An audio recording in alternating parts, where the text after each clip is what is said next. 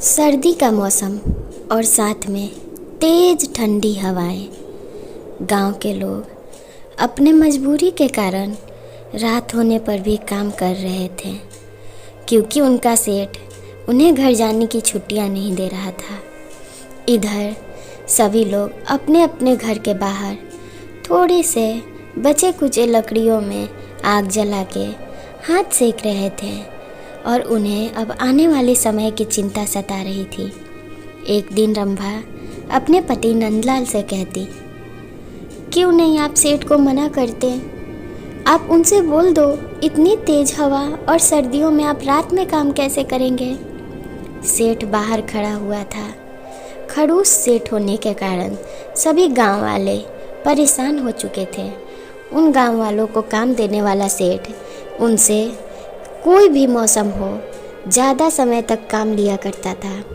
नंदलाल अपनी पत्नी रंभा से कहता, भाग्यवान, अगर मैं सेठ को मना करता हूँ तो इतनी तेज ठंड में हमें भोजन के लिए लाले पड़ जाएंगे।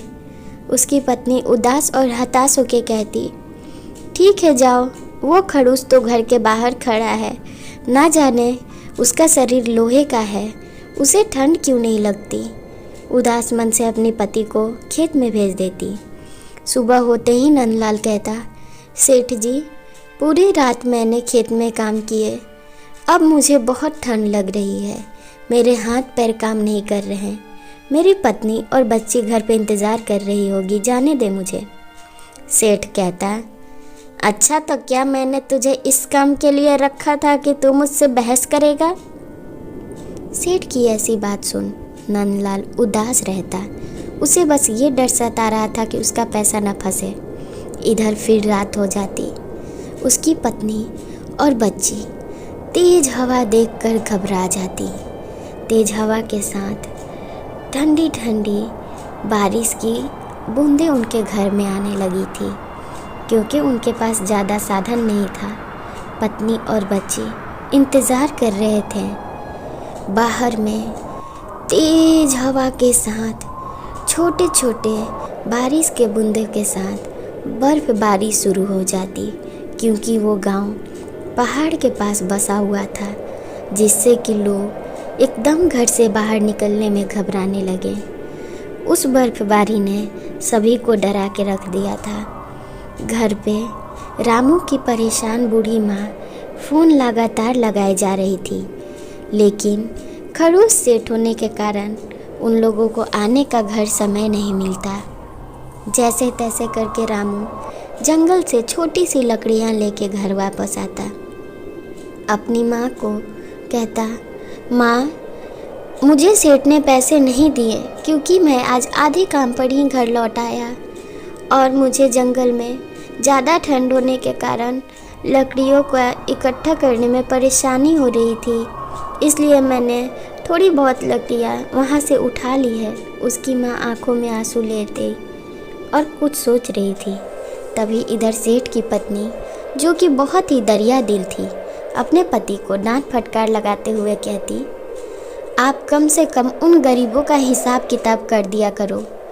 अगर उनकी मर्जी नहीं करती काम करने की, तो जितना वो काम करते हैं उतना तो हिसाब उनका राफ साफ करो। सेठ गुस्सा के कहता, देखो, मानता हूँ कि तुम मेरे घर की लक्ष्मी हो, लेकिन मेरे काम में दखल अंदाजी मत करो। अगर इस ठंड के मौसम में मैं उन सबको आज़ादी दे दूँ तो उन लोगों का मन बिल्कुल बढ़ जाएगा। गर्मी के मौसम में वो लोग कहेंगे कि कड़ाके की धूप के कारण हमसे कोई काम नहीं हो रहा।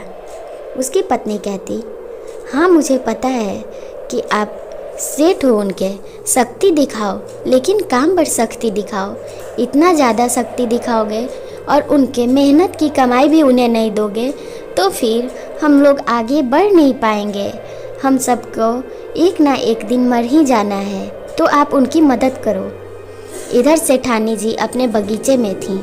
तभी गांव का एक मज़दूर आता और कहता, सेठानी जी, मेरा नाम रामू है, मेरी बूढ़ी अम्मा घर पे इंतज़ार कर रही है, कृपा करके आप मुझे मेरी राशि दिला दें। मैंने कल पूरी रात मेहनत की थी और जब सुबह के फ़ोन मेरी माँ के आने लगे तो मैं लौट गया था।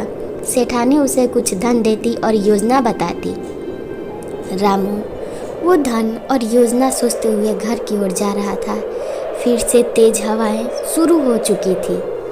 अब रामू सोच रहा था कि सेठानी जी के कहे अनुसार उसे अपने गांव वालों को अपने साथ सम्मिलित करना होगा, तभी उनके गांव की गरीबी दूर होगी और उस सेठ की खड़ूसपन खत्म हो जाएगी। रामू कांपते हुए घर की ओर जा रहा था।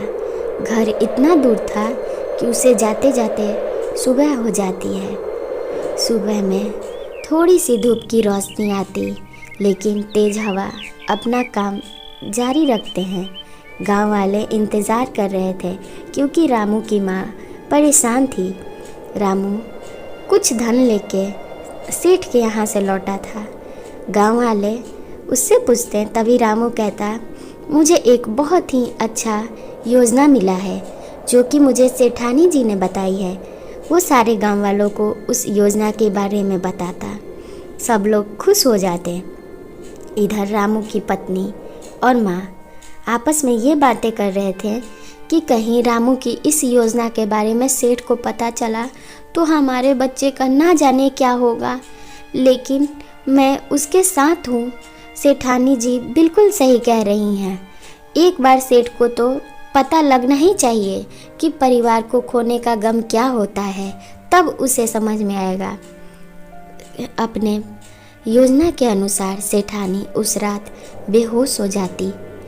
सेठ को कुछ समझ नहीं आता, दौड़ा भागा गांव की ओर आता, आवाज़ लगाता। गांव वाले एक साथ आ खड़े होते। सेठ कहता, बचाओ बचाओ, इतनी रात में मैं अपनी पत्नी को ना जाने कैसे शहर लेके जाऊंगा। मेरी पत्नी का बहुत ज़्यादा हालत ख़राब है और मेरे हाथ में भी चोट लगी है जिससे कि मैं गाड़ी भी नहीं चला सकता। तुम्हारे में कोई वैद्य है तो मेरी पत्नी को चल के बचाओ। गांव वाले उस सेठ को ऐसे रोता गिड़गिड़ाता देख भावुक हो जाते हैं, लेकिन उन्हें तो पहले से ही योजना के बारे में मालूम था।